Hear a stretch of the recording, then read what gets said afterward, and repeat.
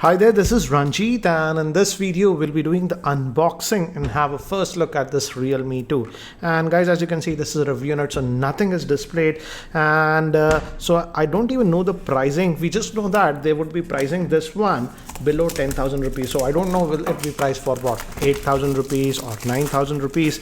Once I have the information after the official launch, I'll leave the pricing info in the description area. And this actually is supposed to come in two variants, 3GB and 4GB RAM variants. On the box it's not even mentioned which one we are getting, but this is what it is. So it says Realme here, and we also get a TPU case in this. That's it, nothing else. So it's nice to see that we are getting a case, and it's a transparent TPU flexible case that we are getting in the box. We have the device itself, and they have sent us the red color variant this time.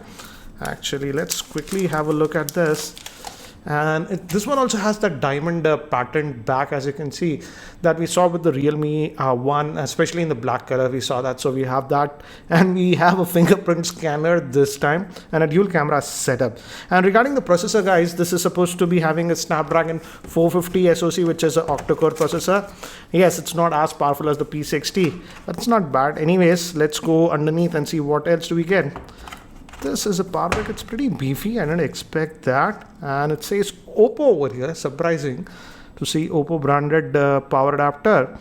And it's still a normal 5V 2A charger that you are getting. And this is the USB cable that will have. It's having a micro USB port, guys. So that's what we get in the box. Let me keep these things to the side. So guys, here is the handset itself. Let me first give you a physical overview, and a screen guard is actually pre-applied, guys, and this one is supposed to have a 6.2-inch screen, and this one is having that notch design. I'll show you when I boot it up. And on the top, actually nothing over here, and we have the power on off button on this end. Bottom 3.5mm headphone jack, and this will be the speaker. Looks like main microphone, micro USB port for charging. We have the volume rockers, and this is the SIM tray. Let's look at the configuration of the SIM tray, what they are giving. So nice to see a dedicated micro SD card slot and 2 nano SIMs that you can put on this. So I feel that's important for the 3GB RAM variant, because that comes with 32GB of storage. And moving to the back, we have the fingerprint scanner and a dual camera setup. I believe it's a 13+2. And we also have LED flash Realme branding. And again, this looks like combination of this is definitely not metal, so it looks like polycarbonate kind of a thing.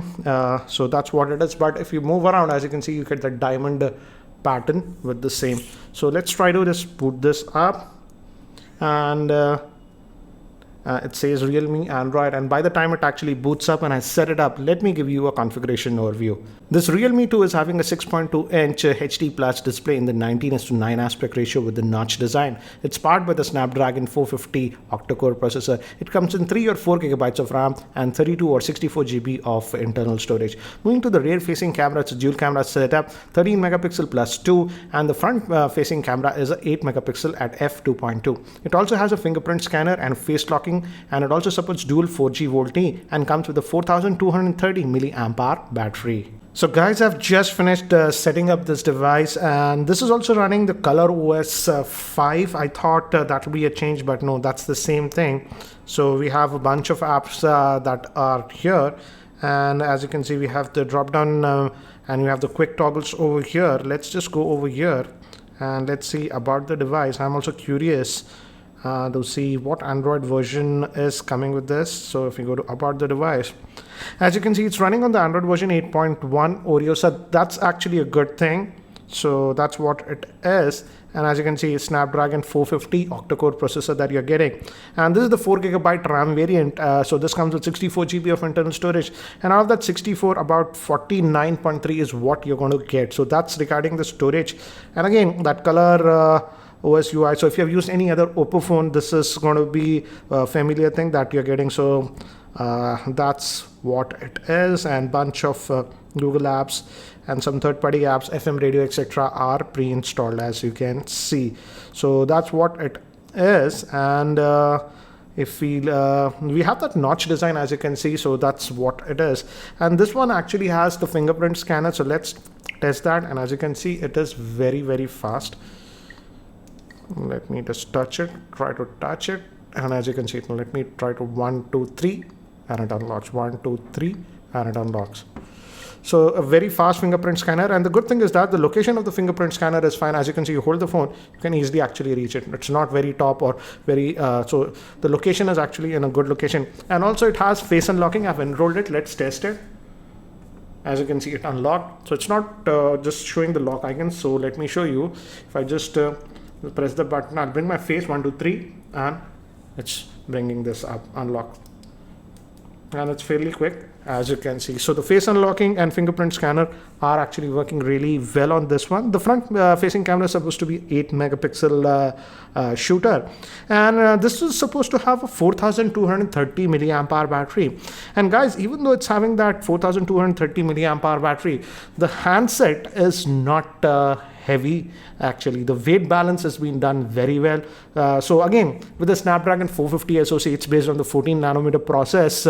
Actually, the battery life should be actually pretty good. Easily, I estimate about 1.5 days, and if you're sort of a casual user, easily about 2 days of battery life this should give you. And now let's also look at the camera performance. In fact, the Snapdragon 450 SoC is being optimized for dual camera setup. So let's check it out. And this also claims to have some AI features.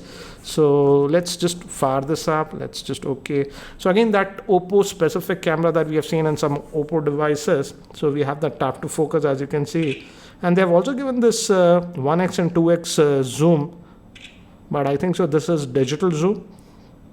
So as you can see, you can toggle between that. If you tap in, it auto adjusts the exposure also, as you can see.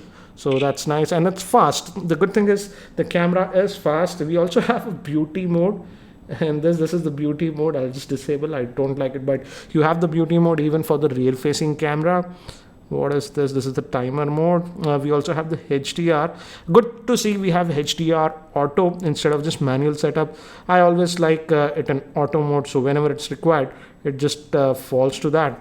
And we also have the portrait mode here with the rear facing camera. So